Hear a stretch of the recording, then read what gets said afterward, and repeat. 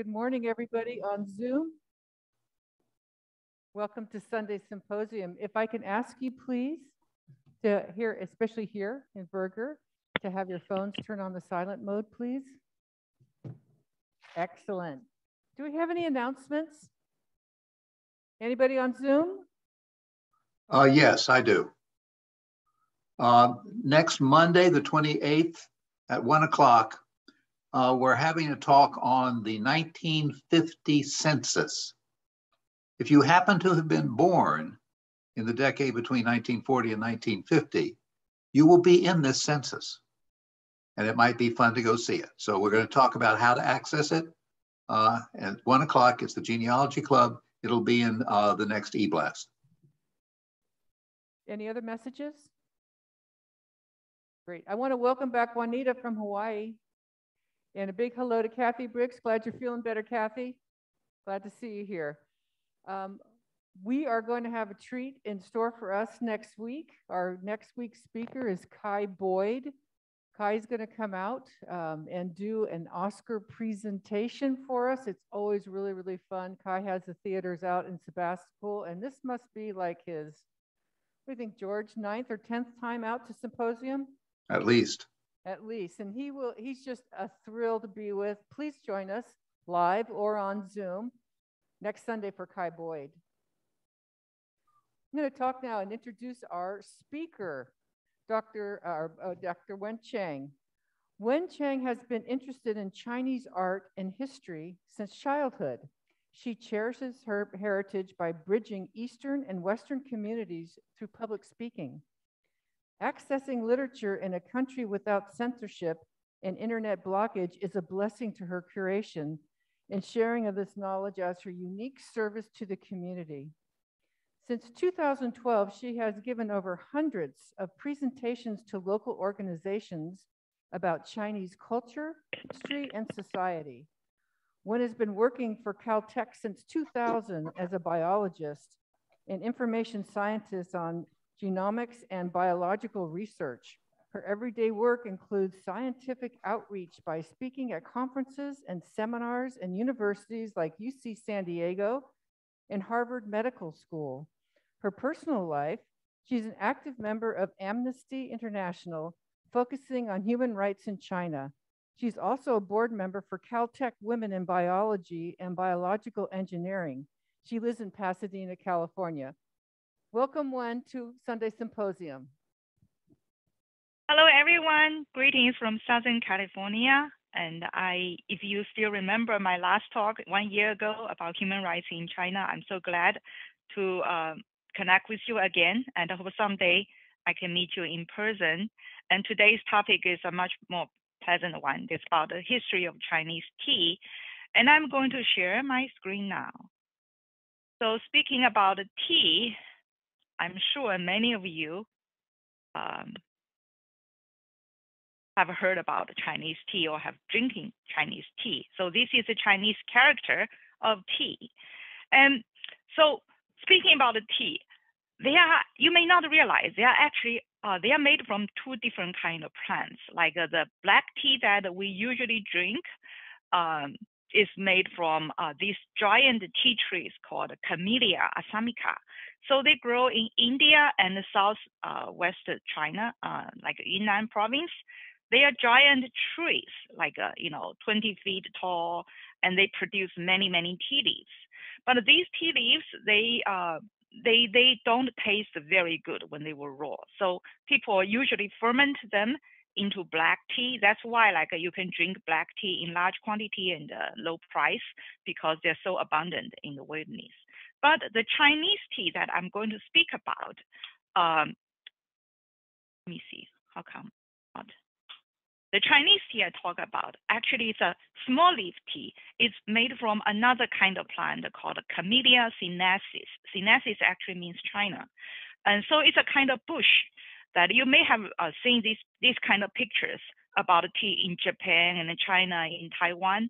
They are bushes, and people collect the tender leaves of the tea to make them into green tea. And they were usually, these kind of tea leaves, they're different from assamica tea, because assamica tea, they like humid, hot weather. That's why they grow very well in India. But the Camellia sinensis for Chinese green tea, they grow the best in cold weather in high mountains. And in Taiwan, Japan, and Korea, they have many mountains like that. That's why they produce very high quality tea. And speaking about tea, you may have heard about green tea, black tea, and the oolong tea. So what are the difference?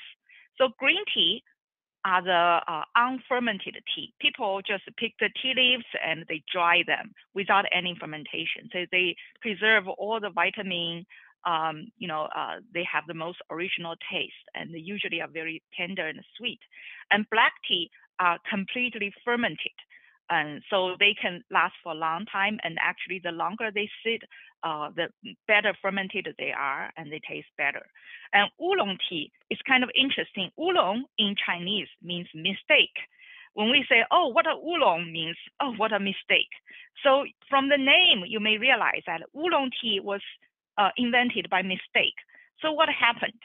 So when people made green tea, there was one accident in hundreds of years ago. The tea maker accidentally put the tea together and forgot to harvest, to collect them when they are drying them. And then it was raining, and then the tea started to ferment. And then the tea maker thought, oh, maybe I can dry them to see how they taste, like these half fermented green tea. And then they found, oh, it actually tastes pretty good. And that's why they continue to make that kind of tea. They call it oolong tea. So oolong tea started as when they make green tea, they use the Camellia sinensis green tea leaves, and then they partially ferment them. And the different level of fermentation gives different kind of oolong tea, different taste.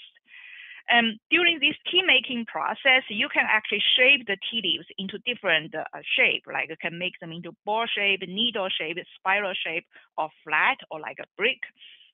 And when you dry the tea, people can sometimes add flowers to give them different ferment. Like my hometown in Fujian is famous for jasmine tea. And my family used to run a jasmine tea garden, so they have to collect the tea flowers, jasmine flowers, before 5 a.m. before 10 a.m. And then they collect all the blooming jasmine flowers send them to the tea shop and dry them with tea together. And after the tea were made, and they have to remove all the dried jasmine tea petals, but the tea will preserve the flower fragrance. And now let's talk about the history of tea. And in China, people have been drinking tea for thousands of years. And in southern China, there are some tribes that were isolated from outside world. So they preserved some traditions from thousands of years ago. So actually, tea started in their local area as a kind of cuisine. Like you can still see, people eat tea leaf salad. Like they collect fresh tea leaves, add garlic, ginger, pepper, and salt, and they mix together. They eat the tea leaves as salad. And at the same time, like in some ethnic group, they still have these tea, 3 tea course. So basically, when they welcome guests, they welcome people with 3 kinds of tea. The first course of tea is called a bitter tea. So they just brew tea leaves, raw tea leaves in hot water, and serve people the bitter tea. And the second course is sweet tea. They add honey or sugar or walnut into their tea, so the tea tastes very sweet. And the third course, the last course of tea, was called a flavored tea. So they add honey, salt, ginger, pepper. So it's a sweet and the salt and mixed together. So this is a very educational tea culture. In the bi-ethnic ethnic group, they educated their children with this 3-course tea. Bitter tea means life always starts with hardship. You suffer, you learn, and then after you suffer and learn, you taste the result. It's sweet, and then by the time you at the end of your life, now you recall your whole life process. It's a mixed feeling. Like there are sweet moments, there are salty moments. You will have a mixed feeling about your life. So I think that's kind of interesting story or tradition to share with my audiences about the tea culture in different regions of China. And Chinese people have been drinking tea for thousands of years. And tea originally was invented as a kind of medicine about 4,000 years ago. And people used the tea, they brew tea and make tea soups when people got poisoned. So before 200 BC, people usually make a flavored tea soup or porridge, and that actually, they add cinnamon, ginger, and all kind of herb to it. When people are ill, they consume tea as a kind of a medicine. So it has been lasting for several thousand years. Like people regarded tea as a kind of medicine until the 7th century. That was a transition when Chinese people started to think about this. Okay, it may not be just a medicine. Maybe we can make better use of these kind of tender green leaves. And one of the reasons it was used as a medicine, it was because tea leaves, when they were raw, they were bitter and grassy. So in 7th century, someone found that you can actually steam the tea leaves and squeeze out the juice, and then when be less bitter, less grassy, and then they can preserve this tea into bricks. Like they dry them into tea and press them into tea bricks, and then they can ship the tea bricks to all over the world and sell them, and people locally can break the tea leaves, tea bricks, and then like grind them. These are actually other utensils about how 7th century Chinese consume tea. They would grind the tea bricks into powder, and they would bake them, and then they would boil them, and they drink tea soups. And that was a time when Chinese people started to consume tea as a kind of drink. That's also the time when Japanese people took tea into Japan in like 9th century, and that was how Japanese started to consume tea. At that time, people prefer metal tea sets because metal, like it's like you can handle them better at that time. They think that's luxurious.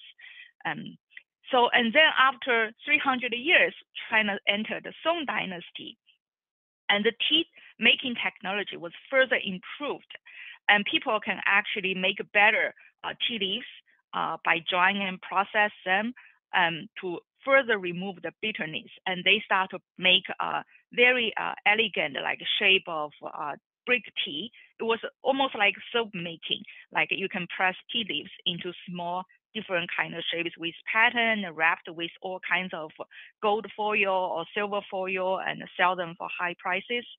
And the emperors of Song Dynasty between 10th, 13th century, they were passionate about the tea culture. They hold tea making competitions and tea games. It's almost like tea latte art, like think about a matcha tea powder today, right?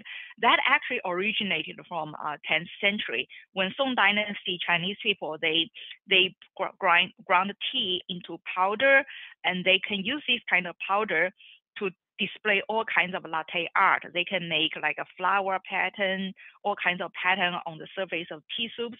And because this kind of a latte art looks the best on porcelain teacups, that was how Song Dynasty people, they really prefer porcelain tea sets for the tea latte art. That was also when the flower tea was invented. People added the flower petals into tea making process to give it a kind of a special fragrance. And then, by the way, Song Dynasty was a quite interesting dynasty because emperors at that time, they were all artists. Like they love art, they love business. People lived a wonderful life, but they totally ignored military. And so the dynasty ended with Mongolians invading the country and took over the whole country. And the Mongols, you probably know, they have their own tea culture. They like milk tea. And so they completely abandoned the Han Chinese tea culture when Mongols ruled China for 99 years. And then the Han Chinese people kicked out Mongols in 14th century and rebuilt China. They recovered the Chinese culture from Mongols. And then they tried to learn the lessons from the Song Dynasty. The first emperor of the Ming Dynasty in the 14th century, Zhu Yuanzhang, he said like, we should not spend so much time playing with tea leaves, make them into elegant, shapes, and like, we should not waste our time this. Like we should just save our efforts, make loose tea leaves, And that was the tradition of Ming Dynasty. They went for simplicity. Instead of making tea bricks, they started to make loose tea leaves. And that's how people started to brew tea instead of boil tea. You can use teapots and like make it very simple. And they further developed flower teas. They started to use more kinds of flowers to make flower tea. And they also started to invent more condiments, like they can add, they started to add milk, orange juice, sugar, honey, all kinds of ingredients into their tea soup to play with them. But these are all simple. It's easy to handle for everyday families, like, everyday people can drink this kind of tea. And that was also when the black tea was invented, and that was also the time tea spread globally through trade with the Ming Dynasty Chinese. And then Ming Dynasty ended with Manchurians, a northern Chinese tribe invading China. And Manchurians, a northern Chinese tribe, they have a different tradition from the Chinese. But the Manchurian emperors, they also like tea. They like tea in its original flavor. Chinese people started to drink tea without condiments. They just use clay tea sets to brew the tea, because the clay tea sets can preserve the original flavor of tea soups the best. And that was also when people made the mistake and created oolong tea. And that also became trendy nowadays. Many of you may have tried oolong tea, and that's also my favorite type of tea. And that was the years when tea became most around the world. And nowadays, China is still the biggest country in tea producing. Like, China still has like over 2,000 types of green tea. And if you buy green tea, most likely they were produced in China. But the problem of tea produced in China is that the quality of tea is affected by mass production and counterfeit and pollution.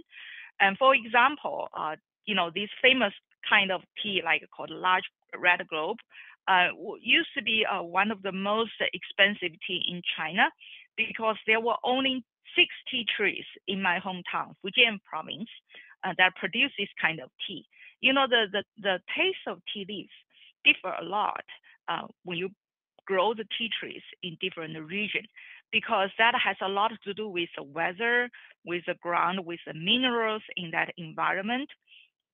So technically speaking, large red globe, why it was so expensive in the history, was because only the tea leaves produced by these 6 tea trees in the Wuying Mountain are the real large red globe tea. But nowadays, you can buy large red globe all over China in every grocery store, because people have been propagating these tea leaves. Like they took like branches of these tea trees, they propagated them and grow them all over China. And they call all of these teas as large red globe, but they are not, because they did not grow in that mountain, in that weather, so they taste different.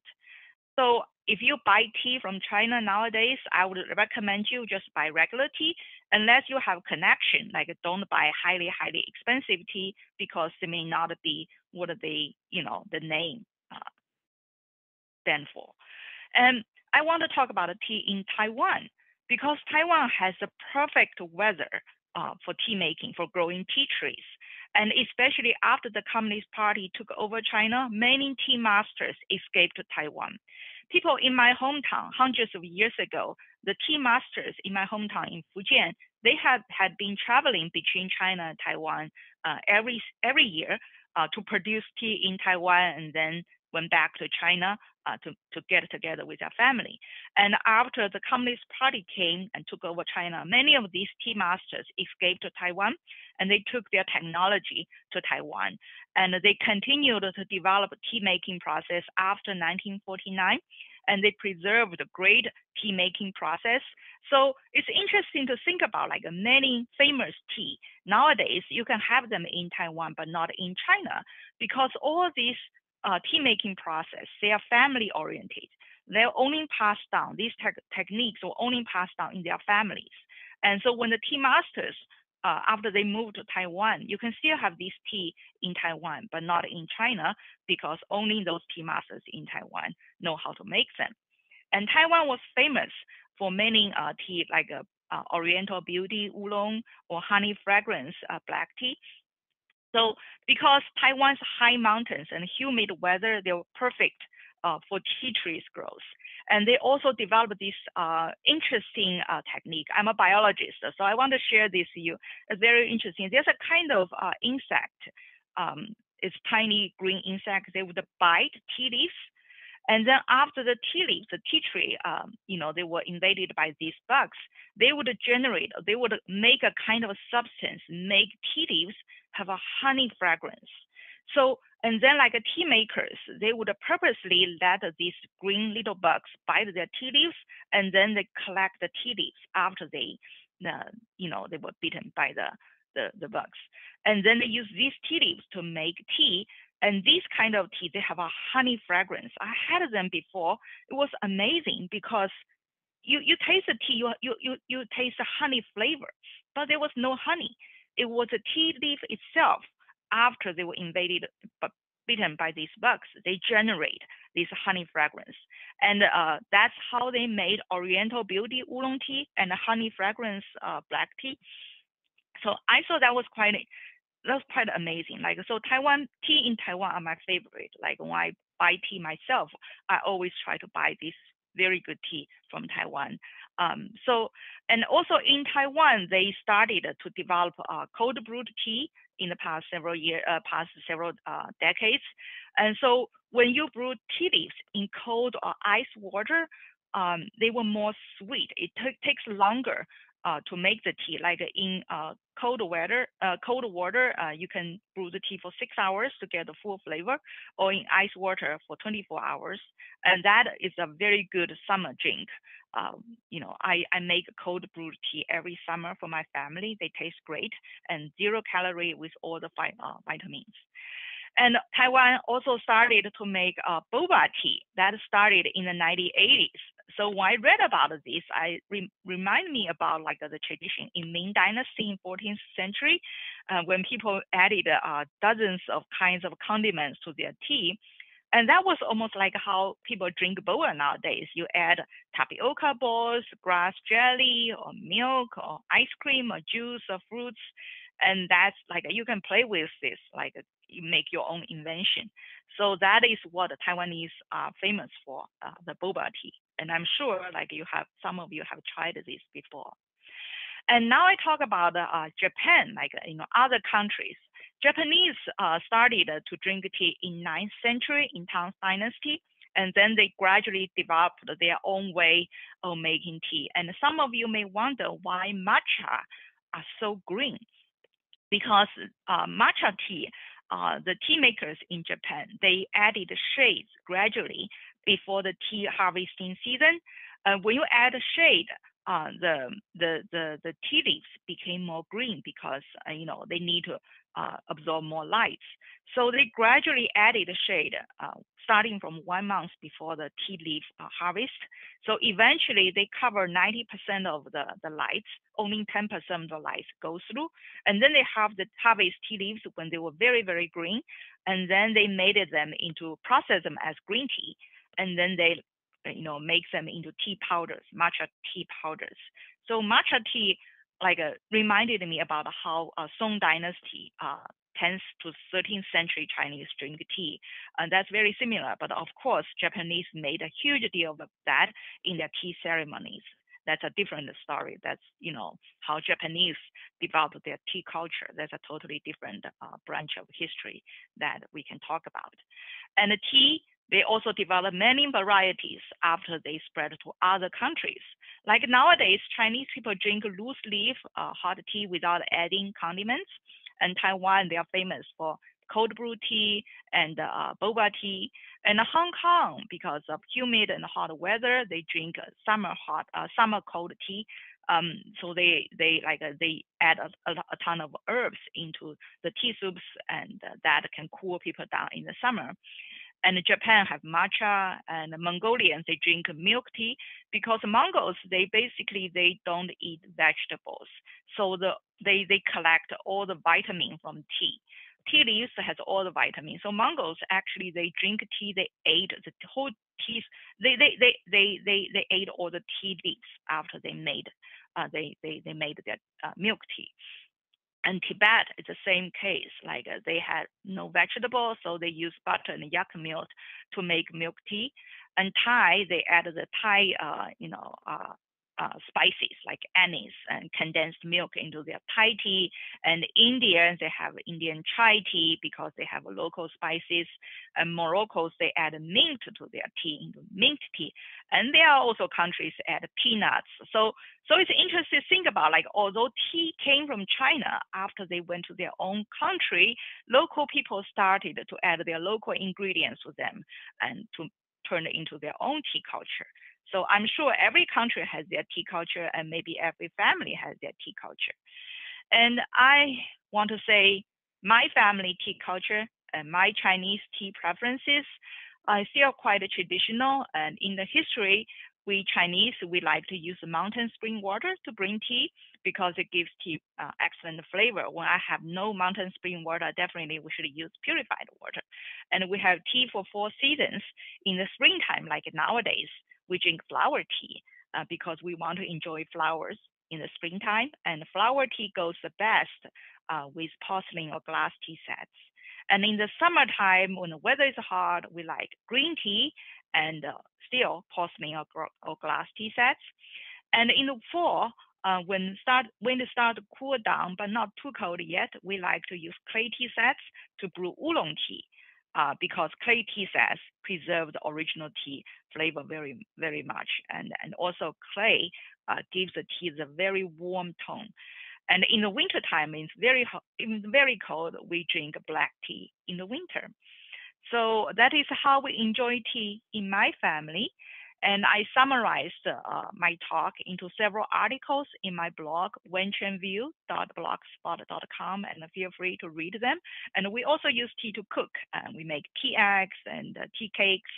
So I want to thank you very much for giving this opportunity to share my knowledge. I'm stop sharing my screen now, and I hope I can answer some of your questions. Thank you for your presentation. Do we have any questions here in the Burger Center? We're going to start with Burger. Hi, thank you very much for all this wonderful information. I have a question actually about white tea. Where does that come from and how is it made? Oh, white tea actually is related. It's more original than green tea. White tea, usually they just collect the tea and then they just heat them and dry them. And green tea, sometimes they have more process, like steam or squeeze the juice. So white tea actually belong to the green tea category, but because they are less processed, and they have a lighter color when they make tea soup. So technically speaking, they are only in green tea and oolong tea and black tea. But green tea. In green tea, they also have like a small category called white tea. There's also yellow tea. That means like they have a very, very slight ferment process. When they make green tea, they would turn into yellow tea. But white tea and the yellow tea, they are very, very small categories. They all belong to the general green tea category. When we had small farms here in the country, people would often do things like they would have their own apple orchard. Okay. Do people in China, Japan, are there family small plots that make tea? Yeah, definitely. Like my hometown, right? My aunt used to run a jasmine garden, and like she works together with the local tea farm to make tea. Yes, but in China, in China for quite a few years, I think families they do not allow private entities, so everything became government owned. In Taiwan, definitely it's the case that all the tea farms, many tea farms, are owned by local tea masters. Like they have been doing this for decades or hundreds of years. So.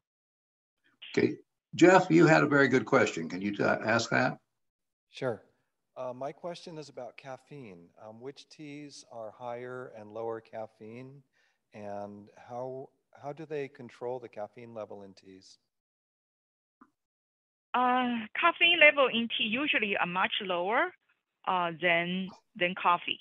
It's like only 1/4 of the level of coffee.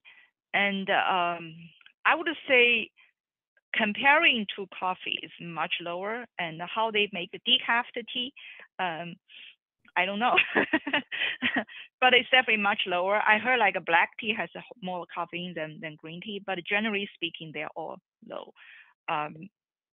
There are also herb tea that they did not use Camellia flowers, Camellia sinensis flowers. They use other like a goji flower or other like kind of leaves to make tea, but those are herb tea. And that may taste similar to tea, but they're different kind of tea. Heidi, you had a question. Yes, can you hear me? Yes. Yes. Yes, hi.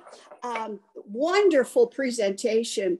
I wanted to ask you, what is the shelf life of teas? Because I have every one of those teas you talked about. How long can you keep that in your closets before it goes bad? Well, tea leaves, they don't really go bad. I would say my favorite black tea is pu'er. Pu'er is it's made from Assamica tea, but it's made in Yunnan province in southern China. And so pu'er actually can last for decades. The longer they sit, the better. They're brick tea. The longer they sit, the better. They taste more. It's like aged cheese. They're very good. But that's the only kind of tea that you want to keep for many, many years. Usually for black tea, you can keep them for years. And green tea, they are better when they are fresh. But you can still drink them after several years, except like the flavor is not as good. So when my family, I get many kinds of tea as gifts because our friends know that I like tea. So whenever they want to bring me gifts, my birthday, when they visit me or holidays, they always give me tea as gift. So when we cannot consume all these green tea, I would turn them into milk tea, like like a boba milk tea. So yeah, so they don't really go bad, but they just don't taste as good as when they were fresh. But when they don't taste as good, you can always add condiments to them, and to flavor them in a different way. Use them in different way. And we used to use tea to cook. Like you can use tea to add a flavor to like your cuisine, like a tea egg, and those that was how we used aged tea that no longer taste as good. We use them for cooking. Okay, do we have a question in Burger? Hey, thank you. Thank you. That was excellent. Excellent. Thank you. First question. Doesn't oxidized tea, black tea, that is, the more oxidized it is, to answer Jeff's question, have to do with the amount of caffeine in it, so that a blacker tea would have more caffeine generally than a green tea? That's what I see on labels. I think that's more because of the tea tree. Because okay. Black tea, actually, they were made from Assamica tree. So it's different kind of plant. So it's not about how they make the tea, but about what kind of tea plant.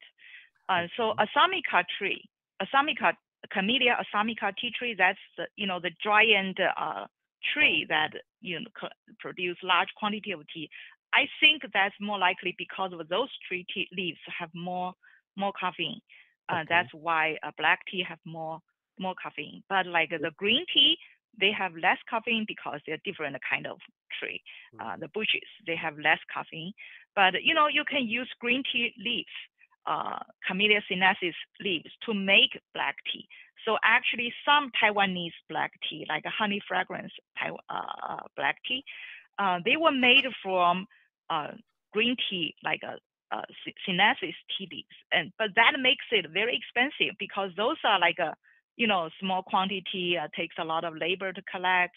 That's why this kind of tea they can ferment them and make them into black tea, and those kind of black tea probably have less caffeine because they are from sinensis tea leaves, and they just process them into black tea, but they are much more expensive because these are expensive tea leaves. And I think it's more because of the plants itself instead of how they make them. And black tea, they are more mild because to your stomach. So usually when people have stomach disease, and doctors would recommend them to drink black tea because they are fermented, they're not as stimulating as green tea. And I heard that green tea is better for losing weight, and I've never tried it. I don't know. Yeah, so, but like I would say has a lot to do with the plants itself. So that leads into the next question, last question, is why is only Camellia, when there's over 100 different species of Camellia, why is sinensis the only one that's used to make teas, whether it's sinensis or sinensis isomica? Only sinensis Camellia is used to make tea. Why not one of the many other species? Thank you. I don't know. I think sinensis means Chinese, and I suppose that's probably the dominant type of Camellia in China, and that is suitable for that kind of weather and, you know, commonly available, and it's easier to grow in China. And actually not every region in China is suitable for this kind of Camellia sinensis. Only in certain regions, like my hometown in Wuyi Mountains. And so my hometown is a big place, like for tea, like many kinds of green tea were made in my hometown in Wuyi Mountain, and also in some southern regions, but not everywhere. So it's not like what you saw, like they can grow all kinds of Camellia trees and make them into tea. Only certain species can do that. And Camellia sinensis looks like the most dominant species in tree, like in China. And they're adapted to the weather, and they were well cultivated to propagate and in large quantity. And also because of the taste, right? You know, we have Camellia flowers in our garden, but those are not Camellia sinensis. You can try to make them into tea, but probably they would taste terrible. Because just think about, like, until 7th century, the tea leaves taste terrible. Like, you know, they were grassy and bitter, and people only used them for medicine. And then they invented, you know, they had this complicated process to get rid of the bad taste to make them into tea. So if you start from a different kind of tea plant, a tea tree, you know, it would different. It would taste different. It may not taste very good. I will not try. Marie, you had a question.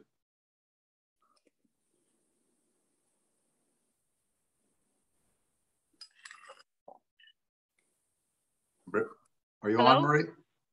We can hear you. Okay. Okay. Can you hear me now? Yes. Okay.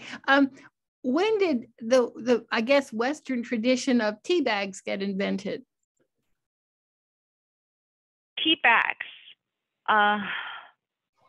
I don't know actually, but I want to mention a little bit about British tea. Like, I think like China sold a ton of tea to Europe, like made a huge amount of money, like several centuries ago. And then Britons, they were really angry. They wanted to produce their own tea so that they don't have to buy them from China. And so that's why they started the tea plants in India. And like at the beginning, they tried to grow the Chinese tea, Camellia sinensis in India. They did not survive because the weather was not suitable for them. And then they started to cultivate it. They started to cross Assamica with with sinensis. They produced some kind of species that grow suitable in India. That's when British, they started to make a ton of tea in India. And then that was how tea became inexpensive in Europe. Like they started to consume British tea. So, and like the tea bags definitely were not invented by Chinese. Like they were invented by British. Like that make it very convenient to brew tea. But when I was in China, we never used tea bags to packaged tea. Like it was usually always loose leaf teapots, and you put in teapots with hot water.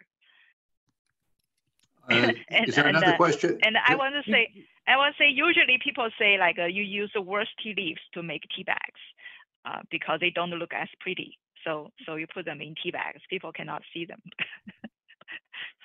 Yes, we do, George. Okay, so you're on. Hi, I buy my tea from a Chinese couple at the farmer's market here in Santa Rosa, and she goes to China all the time to get the tea, and it's pure. How do you say pure cheese? Pure. The loose leaf tea. Yeah, but it's PEUER, I think, and I'm trying to figure out what that. Oh, pu'er, yeah, right? That's it. Yeah, pu'er. And so, what is that? How is that? Is that what all that tea is, or is that different than? Is it a different kind of tea? What is?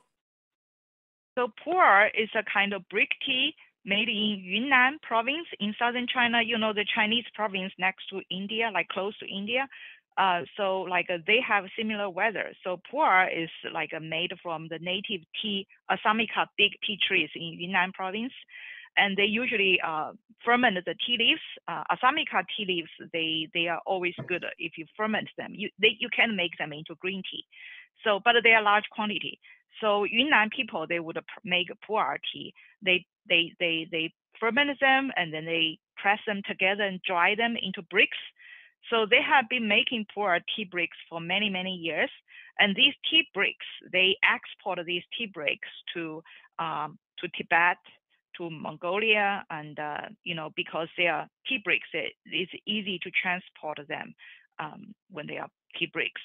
And pu'er is a kind of tea that can last for many, many years. And the longer they sit, the better they taste. So the pu'er tea after 30, 40 years of fermentation, they taste great. So yeah, that is the kind of tea that what you bought, like from the Chinese couple in the farmer's market. When forgive me, but it's a black tea. Forgive me for being a little of a buffoon at this. Can you spell that word, pu'er? The type of tea. Pu'er, Pu'er. Okay, thank you. Okay, yeah. I have a question. It's the name of the city in Yunnan. It's a pu'er city, I think. Okay, I'm going to turn this over to Gabriel in a second for a question, but first of all, Susan McLean had I don't know where Susan went to there. Susan said she had posted a picture of a tea farm, and I wanted to bring that up. So I assume, Susan, that's on your, let's see, there you are. Okay, so Susan wanted to share the picture of the tea farm. Oh. Yes. Susan, any comment? Do you want to make any comment on that? I hope you enjoy picking the tea leaves. That's nice. Yeah, that reminded me of my hometown. That was how people in my hometown collected tea leaves. They always wear these kind of giant bamboo hats to block the sun. Yes, it's a intensive labor. Like you just think like you have to snap them little by little with your hand. That's why green tea are so expensive. Gabriel, you had a question. Thank you, Dr. Chen, for your wonderful talk.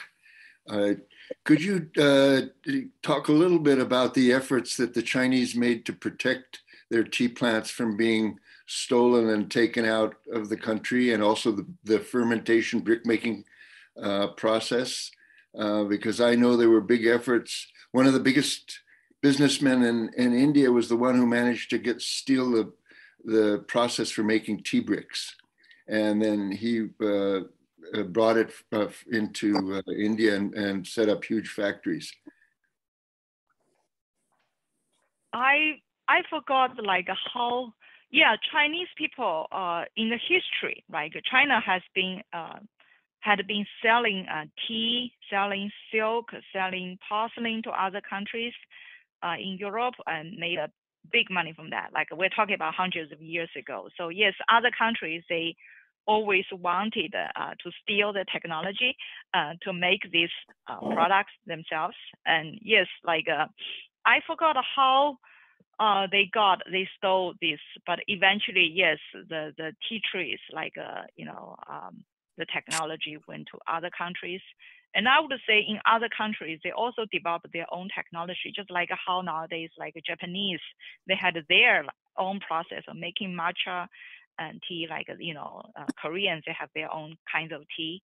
And yes, in India, they also, eventually British got some technology from China. But I think the tea plants in India, they actually, they have their own tea making process of making black tea. That's totally different from Chinese tea. That's totally different from China. That's their own invention, their own technology of making brick tea. And in China, the only brick tea is pu'er tea. Pu'er is the only brick tea in China. Everything else are green tea, are loose leaf. Because pu'er in Chinese history, Yunnan is called a barbarian place. So like when Chinese people made a mistake, like one of the punishment is send them to Yunnan as a punishment, let them work there. It's like Australia. So Yunnan, like they mostly like minorities live there, many ethnic groups live in Yunnan. So basically it's their own territory. That's why they continue to make pu'er for hundreds of years, for hundreds and thousands of years. And brick tea technology originally was invented in China, even like before the 7th century. They started to press tea leaves, the grassy, bitter tea leaves, green tea leaves. They press them into bricks and dry them and then ship them elsewhere. But then they started to ferment the tea and they taste better. They can still press them into bricks. And because tea bricks is easy to transport, like, they used to carry these tea bricks on horse or donkeys, like, and ship them elsewhere to China and sold them for money. So yeah, but I would say pu'er is the only kind of tea bricks you can find in China. That's kind of unique because of its location, and that's almost like the only kind of Assamica tea, a tea made from Camellia Assamica in China, because of its unique location and unique ethnic background.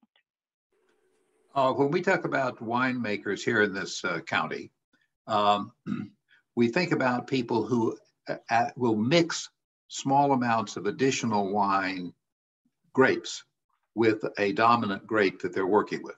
So they'll change the flavor by mixing in. Does that happen at all with tea? Are there teas? No. Okay. No. I think tea, especially green tea, it's very, how do you say that? It's delicate. It's very, you can't mix tea flavor together in green tea. At least that's not the tradition. I mean, it's very hard to manage that because green tea, they have so many different kinds and every kind is different. And like, I don't think anyone has invented anything to mix them together. And usually they're pretty bad. People would add condiments to that if they want to change the flavor. But the Chinese traditions, like you enjoy the original tea flavor. That's our tradition. Do we have a final question in Burger? We do, more than one. I'd like to know something about the harvesting of the tea leaves, both in China. Is it done manually, exclusively, or is there any mechanized format?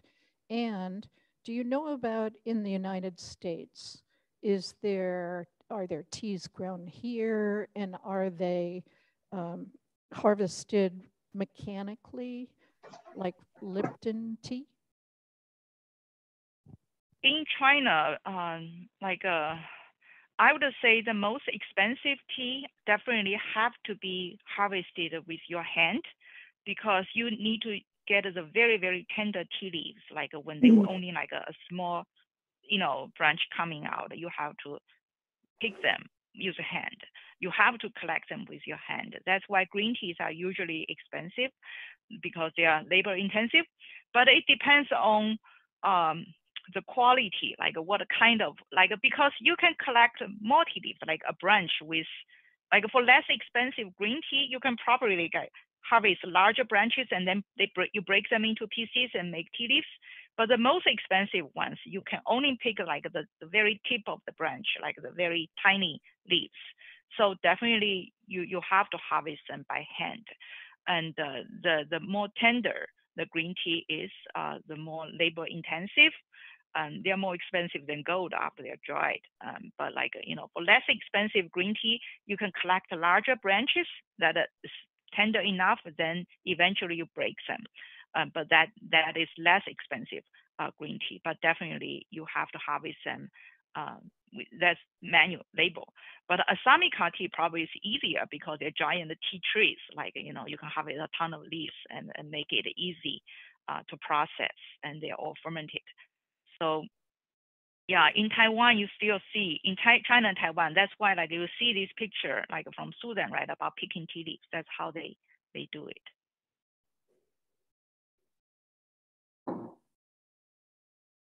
To you, George. Do we have any questions? Any other questions? When we want to thank you for coming out to Sunday Symposium and talking to us about tea. Again, thank you for coming. And we also want to remind everybody here that we have Kai Boyd coming on Sunday for our Oscar program, and we hope you'll all join us live. It will be also by Zoom, but Kai will be here. Thanks so much. Have a great week.